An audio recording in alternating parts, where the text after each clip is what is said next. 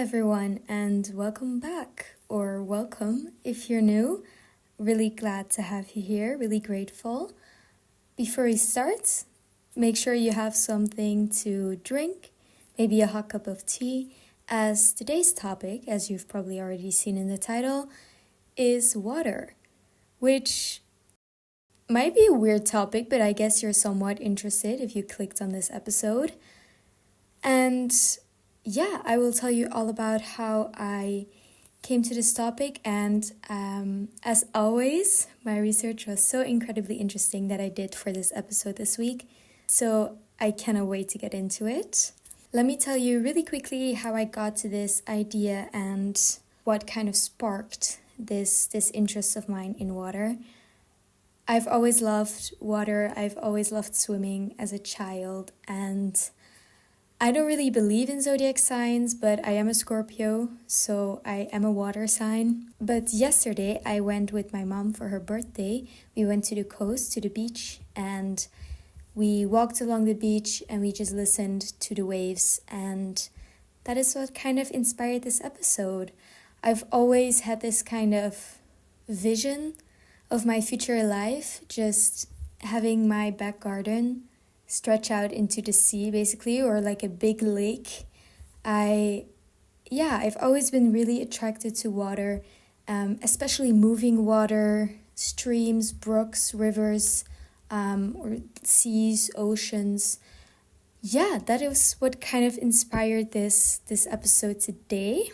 So before we really dive into the episode, I just wanted to give a quick introduction about how water can influence our everyday lives, and how it can be so important to us whether we realize it or not. So obviously we need water for survival. We would die without water. And we also know that 71% of our planet exists of water, and about 60% of the human body consists of water also. So it plays a really big part in our reality and in our life. But further than that, water has, throughout history and throughout science, been tied to emotions and creativity and mental clarity, and that is something that we'll really get into today. So I won't get into too much of the biological aspects of water, but more so to the psychological, philosophical, and also historical perspectives on water and the flow of water, and then also, of course, just discussing how that influences our everyday life. I do want to stress before we get into this that I'm talking about water, more so laying the focus on flowing water, so like brooks, rivers, streams, oceans, seas. But of course, I know there are people who would rather be in nature with a lot of trees, or in the mountains, or whatever it may be. You can kind of expand this topic into all kinds of nature, which I do want to talk about also. This episode is focused on water, but a lot of things that we'll see can also be applied to that bigger scope of nature. Welcome to the Avenly Collective, a podcast where we explore science and history to improve our lives.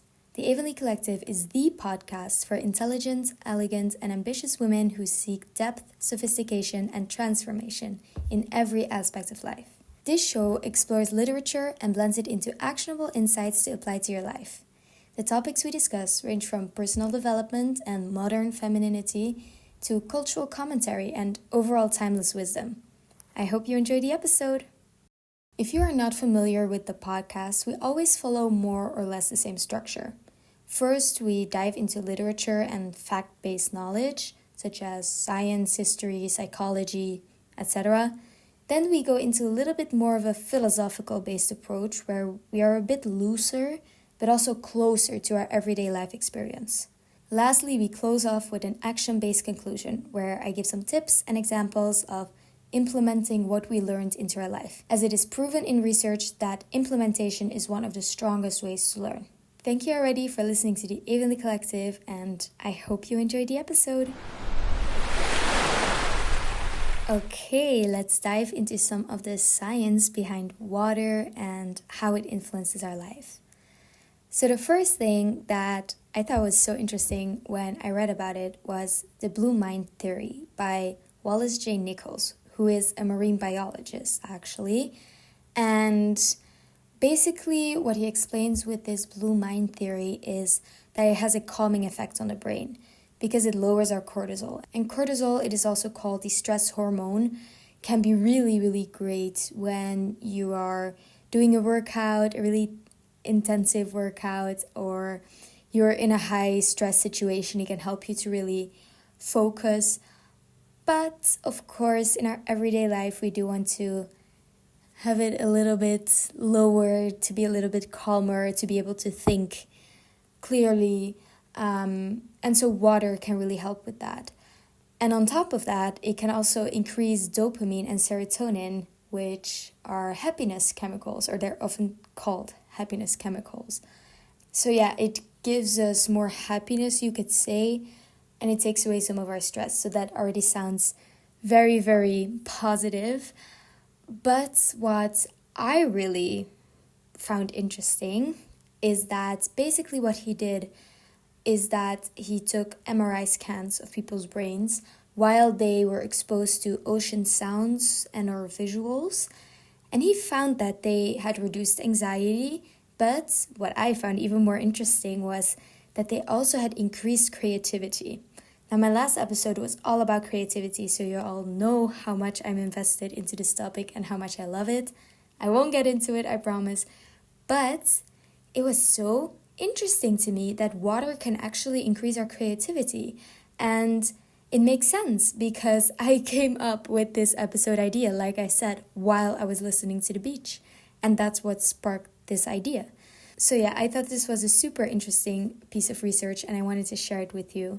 But I have two other things that I wanted to talk about in terms of this scientific portion of the video.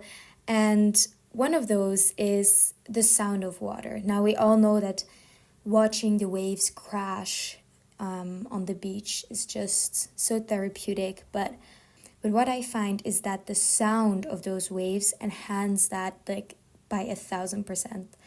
Because what is shown in science is that the sound of water, so it can be any kind of water sound. It can be those waves crashing, like I mentioned, but it can also be a quiet brook or it can be a waterfall, whatever it may be. But just the sound of water acts as a sort of white noise for a lot of people, and it can help with our focus, our meditation, and better sleep.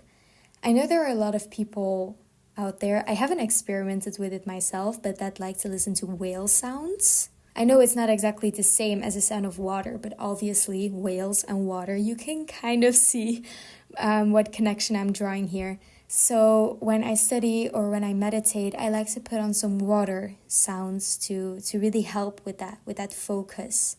So that is also something that I really, really like. And why they say this is, which when I first read this, I was like, that is a little far-fetched, but it is true, apparently, is that the sound of water subconsciously reminds us of the sound we heard in our mother's womb.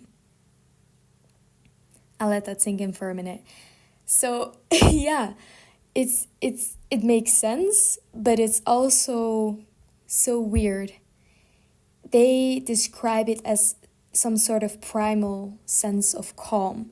When we hear water, we are subconsciously reminded of what we heard in our mother's womb, which is so interesting because I don't think there's a single person on the planet that remembers what that was like. But apparently there's still this sort of primal memory deep down inside of us, and the sound of water can resurface that.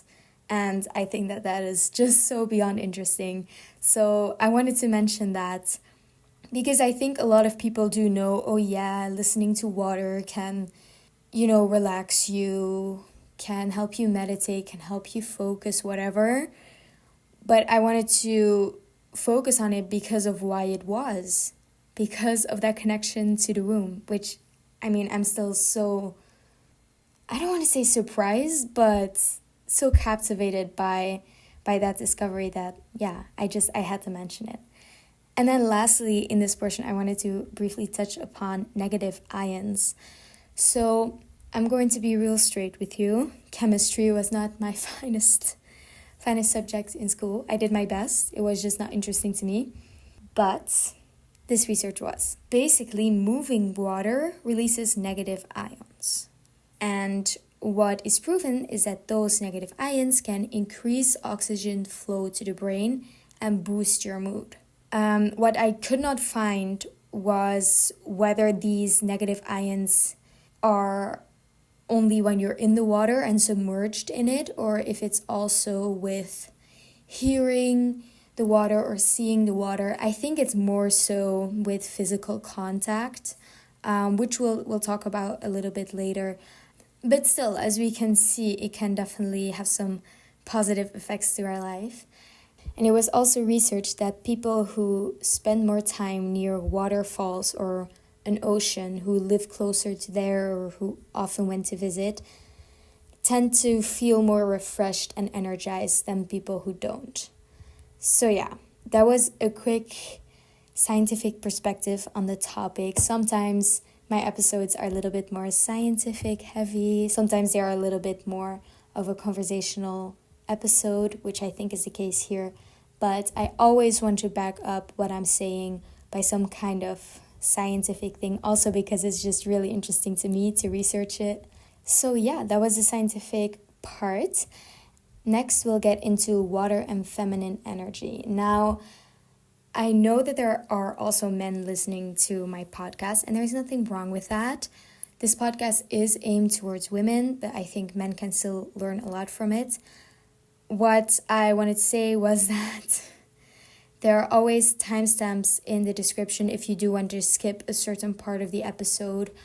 But I'm not here going to talk about so many very, very feminine things. It's more so historical and psychological things between water and feminine energy.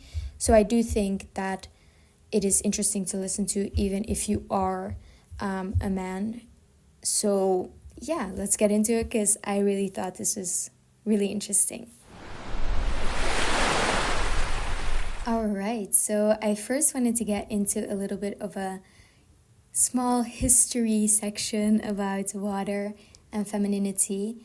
Basically, we see water goddesses and water deities come back in a lot of ancient cultures, which often these deities or these goddesses are tied with femininity, with intuition, and with renewal.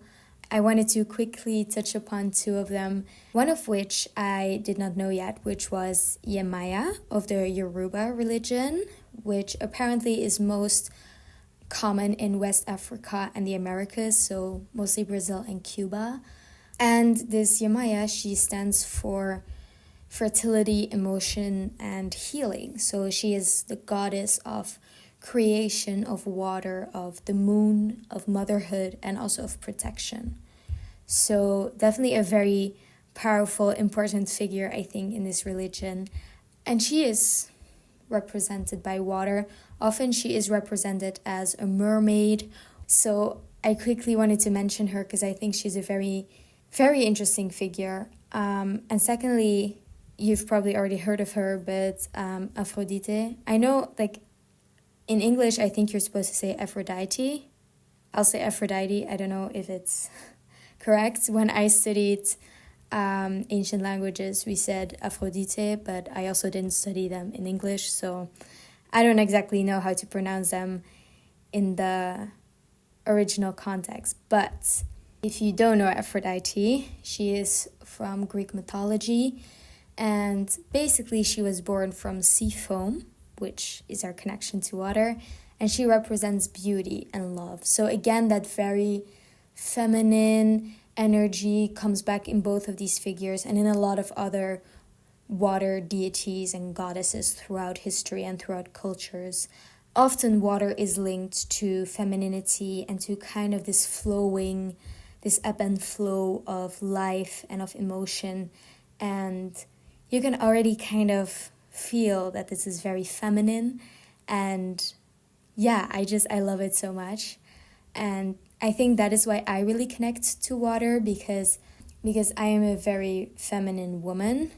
Depends from situation to situation. When I train my upper body, I do tend to tap into that cortisol and to tap into that kind of masculine side of mine. But when I go through everyday life, I do try to be a little bit more feminine, and things that for me are very feminine and very flowy, like water is love, and to be able to forgive and to be present and to be quiet.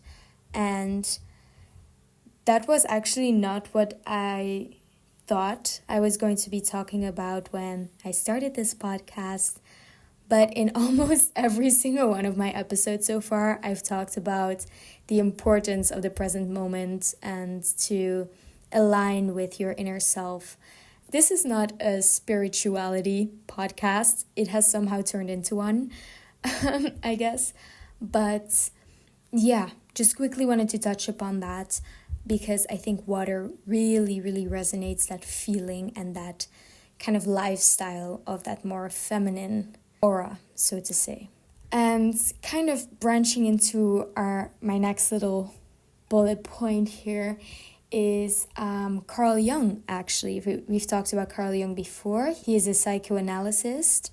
For those who don't know, psychoanalysis is a form of therapy where they focus on the conscious and the unconscious elements to bring above water those repressed fears and conflicts, to be able to tackle them, which is often done by dream interpretation and free association.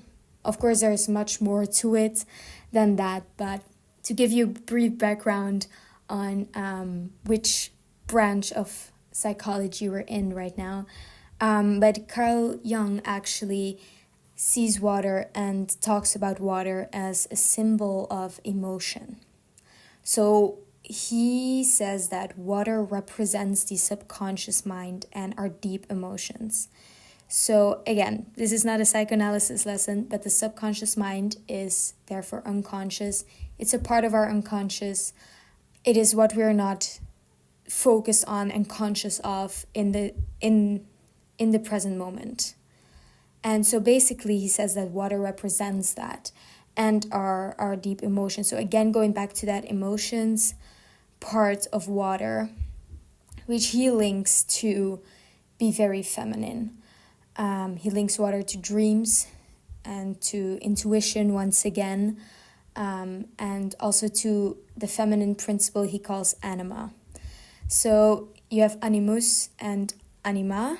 Basically, that is the masculine and the feminine energy that he talked about. And so animus is the masculine energy or the masculine part in women, and anima is the feminine part in men. So again, if you are a man and you are still listening, you, according to Carl Jung, have a part of you that is feminine, which is normal, by the way. As I said, I have a masculine part that I like to let out sometimes, especially during workouts or when I really need to focus, when I need to study. Kind of that hustle mindset to me is very masculine, and there's nothing wrong with that, and there's nothing wrong with your feminine side, and you can definitely use it to your advantage. And Carl Jung describes it as anima, so that inner feminine part in men. And again, he links that to water and to intuition and to emotions, which is then all represented by water and femininity. So this piece of Carl Jung's work is just right up our alley for this part of the episode. But lastly, because we are talking about water and femininity, I did want to lean in a little bit into our hormones. Now, if you are a man still listening, again, it can be very interesting to you, but this would be a part if you're kind of iffy, where you would skip through, but I'll keep it brief. Basically, the hormonal benefits of water-based activities. If you're a woman, or maybe if you're a man, you have maybe already heard of PMS, which is premenstrual syndrome. So we don't just go through life and then we menstruate once a month. We have 4 phases, each one lasting about a week, one of which is the menstruation. But those 4 phases regulate our physical and our emotional symptoms. And so when we have PMS, when we have premenstrual syndrome, that can be very difficult, as it again ties into those physical and emotional symptoms. And it is about 1 or 2 weeks before the period. So people can get very emotional or can be in just an uncomfortable feeling in their body, which is obviously not very nice. But we see here that swimming or being immersed in water can lower those PMS symptoms and anxiety also. I know some people with PMS and they do say that taking baths really helps them. So yeah, swimming can apparently also really help. Again, as I said, just immersing yourself in water, which I think is very interesting. And when we look at hydrotherapy, so like warm baths, like I said, but also cold plunges, which are all the rage right now. So cold plunges or just cold exposure therapy, which we'll get into a little bit later. Hydrotherapy, so warm or cold, can improve our circulation, reduce our stress, and enhance our mood. So again, it can help balance those hormonal symptoms a bit. So definitely we can thank water for that as well. Now we will discuss a little bit about water creativity and problem solving. Again, you know how big of a fan I am about creativity and water. So putting this together it was very fun for me to do. And it's going to be even more fun for me to talk about. So I cannot wait. Let's get into it. One study that I came across in cognitive science in 2019 is called Why Great Ideas Happen in the Shower. What a phenomenal title for a study. Just putting it out there. But yeah, why great ideas happen in the shower. Basically, they summed up a lot of different things, but the main 2 things we see is that 1, warm water can relax our brain, which in turn enhances divergent thinking. Divergent thinking is, you can think about it as generating creative ideas. So being able to think outside of the box, be able to think creatively, which by the way, my last episode is all about, but I will try to limit the self-promo in this episode. But yeah, that warm water can kind of relax our brain and helps us to get those new perspectives and to get that inspiration and those new ideas and just getting into that flow.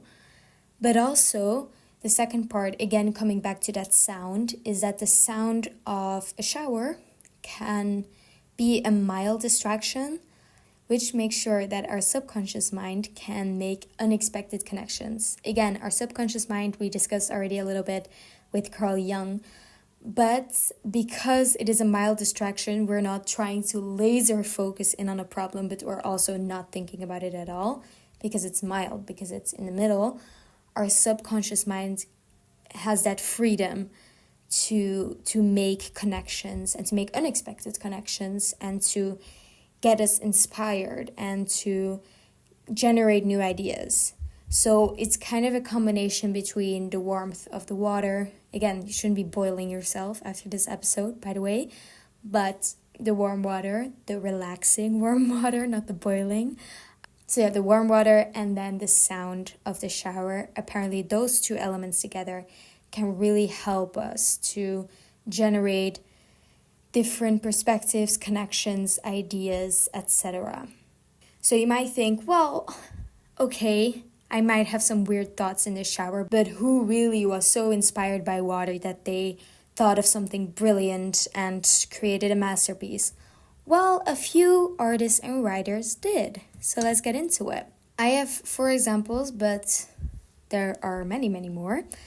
But I thought these were the most interesting. So the first is Virginia Woolf. I think we've all heard of Virginia Woolf by now. If you didn't, very great writer.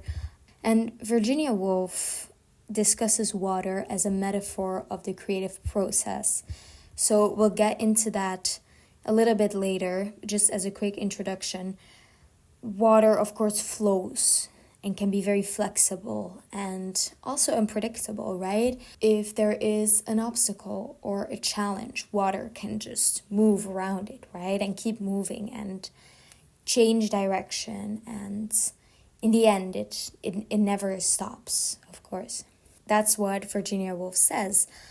Water can be the creative process because one idea leads to another and it gets us further down the stream. And we might have to take a bit of a turn.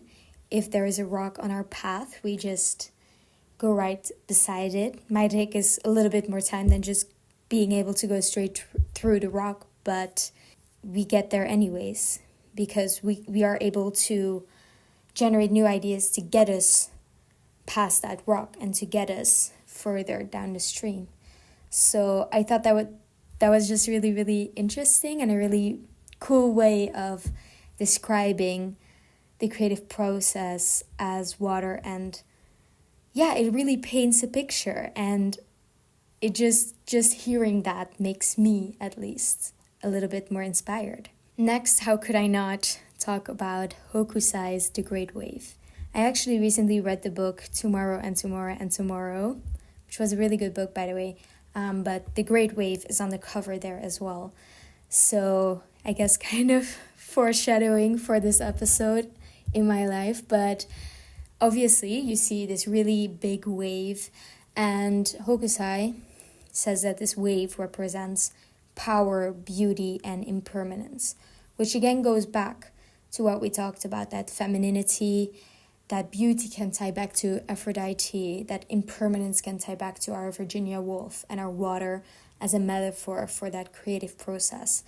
See how everything is just kind of one, and you might have some different perspectives, but in the end, it all comes down to this feeling and this vision of moving water, and that is just really interesting to me. Thirdly, I wanted to talk about Beethoven and his so-called water walks. So apparently he composed some of his best work after walking near streams. Of course, if you know, you know, but Beethoven did go deaf in his life. He never had very great ears, but you know, when he could hear, he really enjoyed walking near streams and hearing the water flow. And apparently that is an inspiration and a catalyst for some of his best work, which is really interesting. And then lastly, how could I not talk about it? Again, how could I not talk about any of these things? They're all just so interesting. But about Monet's water lilies and about his garden. I've actually been at his garden. I'm very fortunate to not live far from France. If you don't know, I'm from Belgium, so I get on the train and I'm in Paris in about 2 hours. So I have seen his water lilies multiple times, and then one time it's further down, of course, but I went to his garden, to the famous water lilies, and it's gorgeous. And there is just something about looking at water and the sun reflecting on the water and it being transparent yet having color, having multiple colors. And I remember, to go back to the beginning of this episode, when I was at the beach with my mom, basically, okay, the beaches in Belgium are nothing to write home about, but it is and stays a beach. When there's ebb, you have a few big pools, you could say, of water in the sand where the sand is lower. And, you know, we were in there with our feet, you know, trying to cool off. There was a nice little sun going on. And you could see the sand on the bottom. And you could see how the light hit the sand and made these incredible lines on that sand. And then on the surface of the water, of course, you have light as well. You have this very soft light that indicates these small waves, but you also have the harsh, kind of glittering highlights on the water. And I could just look at water for ages. I think I've already kind of made that clear with this episode, but that was just such a beautiful sight, and I can still see it in front of me. And I think I will try and draw water, maybe, in the future. I'm not very good at drawing environments yet. So far, I'm just doing portraits. Which reminds me, I did a little rebrand for the podcast, if you haven't noticed. If you're new, you probably haven't noticed anything, but if you have been listening, before, basically the podcast cover and also my profile picture on Instagram was just the logo, the Avenly Collective logo, which I designed myself also, by the way. But I know that that's not very interesting to look at.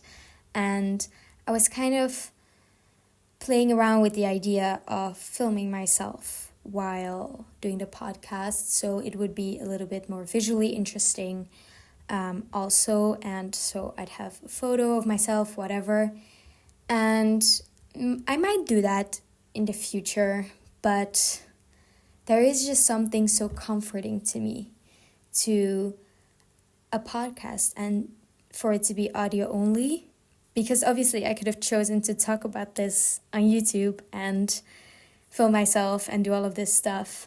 I like the comforting feeling of a podcast. It's kind of like listening to a cozy audiobook, you know? By the way, this podcast is available on YouTube, so maybe you are listening to it on YouTube, but it doesn't have my face or any new visuals. So it's basically a podcast there also. If you are listening on YouTube, make sure to subscribe, give it a like. Of course, same thing on audio platforms. Give it a review. I would really love to have some feedback. Hopefully some good feedback. We'll see. But anyways, I digress. I wanted, before we got into the action-based portion of today's video, so the conclusion and how to implement it into your life, I just quickly wanted to mention one more thing. Just touch upon this topic, and that is the go with the flow topic. You've heard the sentence go with the flow like a million times already in your life probably, but it is connected with Taoism, which is a philosophy from Asia, and Bruce Lee also. And Bruce Lee has this quote, "Be water, my friend." And it might sound a little bit weird, like I need to be water, like, okay. But here is the connection I was referring to earlier on. Being water means being able to embrace change. So again, going around that rock instead of trying to push through it. Letting go of that rigid thinking and being able to adapt to the challenges and through the changes in life. So he ties that, and of course it's logical, to our emotional intelligence and our personal growth, being able to fall down and get up, so to say. Being able to be versatile and resilient and what he calls ever-flowing. So yeah, that was Bruce Lee with "Be water, my friend." That was a really short topic, I know that, but I wanted to include it because I think it's just such a beautiful quote. And I think it's a perfect thing to get into our actionable insights of today's episode. So how we can use water to reset and reconnect and improve our life. First, I wanted to talk about a few daily things we can do in our life. And then secondly, I'll talk about more in general what we can do, hopefully a few times a month. But daily things we can do is cold showers. They apparently boost our dopamine by 250%, which is quite substantial. Cold showers, again, all the rage. Cold plunge, cold showers, everyone loves it so much. People love it for its fat loss benefits, which aren't proven, by the way. So a few studies do talk about it, but they didn't see any significance. But cold showers can still, or cold plunging in general, can still do a lot for us. And what I wanted to connect this with was the Wim Hof method, The Wim Hof method is basically a method for cold exposure, so cold showers, cold plunging, whatever it may be. And it consists of 3 different parts. So the breathing technique, because obviously when you get into really cold water, you kind of start breathing really quickly. It's something we do naturally, but the Wim Hof method makes sure, or at least trains us to be able to take these deep breaths.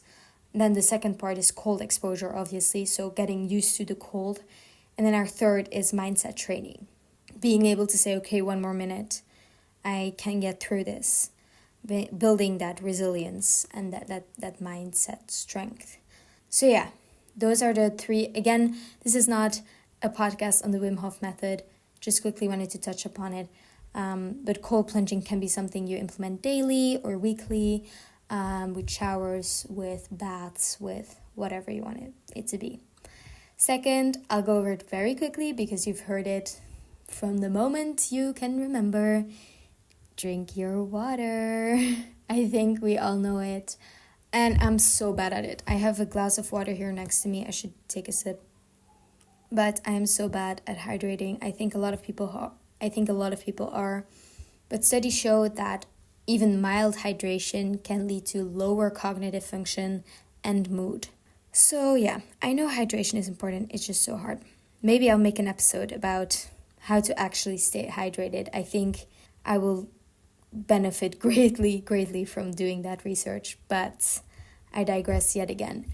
My third tip is listening to water sounds, like I said before, for our focus, our relaxation, and deep sleep.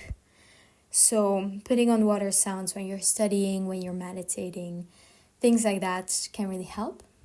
And then lastly, I wanted to talk about taking baths, not necessarily cold baths, but especially actually baths with Epsom salt, because this Epsom salt has magnesium, which can help relax our muscles and calm the nervous system. So it kind of expands and reinforces those benefits that we get from just immersing ourselves in water. So again, coming back to that PMS, especially for women with PMS, immersing ourselves in water can really help with calming ourselves down. And then with that Epsom salt, with that magnesium that brings us, it can help us just relax our muscles and our nervous system, which right now I want to take a really nice long bath, but I have an episode to finish. So yeah, things you can do every day: cold exposure, drinking more water,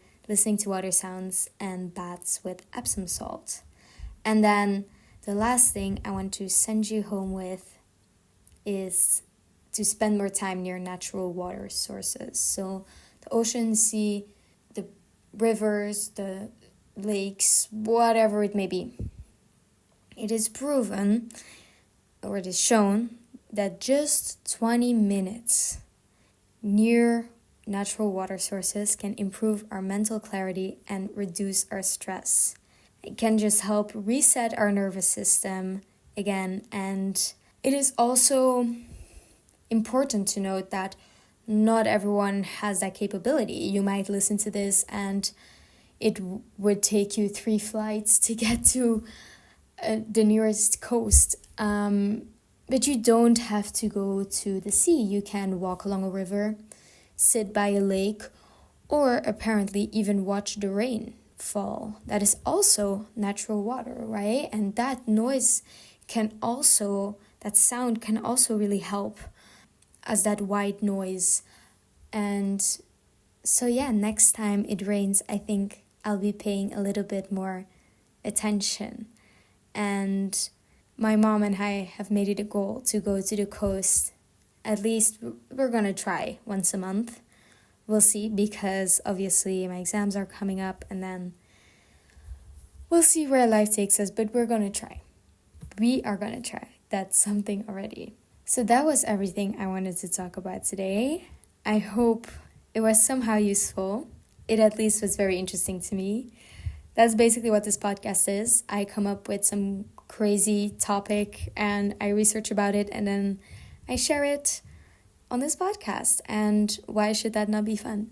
So for me, this was very fun to do. I hope it was somehow interesting to you too. I hope you can implement some of these things, and hopefully it has changed your perspective a little bit and made you appreciate water a little bit more.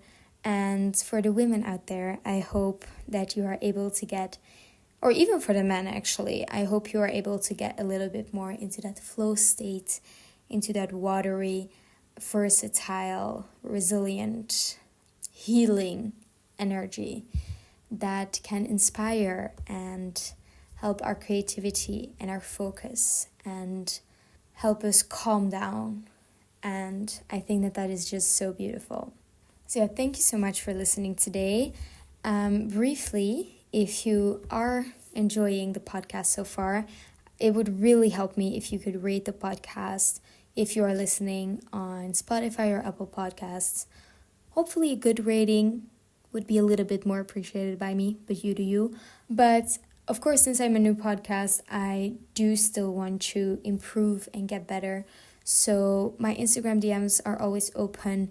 Even if you want to talk about something, if you have a new idea for an episode you want to hear, or you think there is something I can do better, let me know, because obviously I do want to improve and I do want to be able to adapt to these challenges. So yeah, subscribing, liking, following me on Instagram, whatever you want to do to support this podcast would be greatly, greatly appreciated. And if you know anyone that you think might benefit from listening to one of my episodes as well, definitely share this with them. I would really like to connect with more people and create this little community. And we're all just trying to help each other grow and become more well-read and intelligent and more ourselves. And I think that's really beautiful.